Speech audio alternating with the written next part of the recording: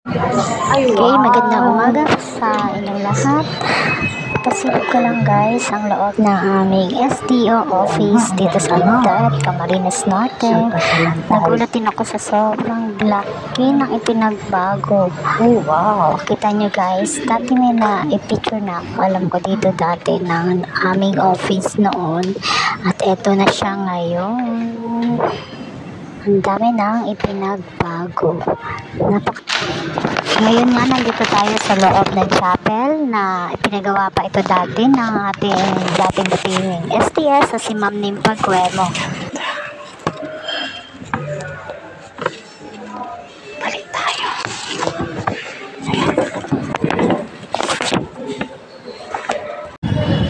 So, ipakita naman natin ngayon yung pinagawa naman ng ating current STS ngayon na si Sir Cristito M. Morcilla. Ito na, pasilip ko sa inyo guys. So, ang ganda-ganda, diba? Bonggang-bongga ang opisina. Kakaloka ako. Ang laki na niyang glow up.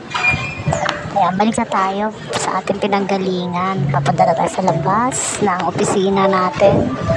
At ayan na nga, makikita nyo naman. Ito na ang magandang corner at mga pinagmamalaking mga achievements ng ating opisina. O ayan, bonggang-bongga.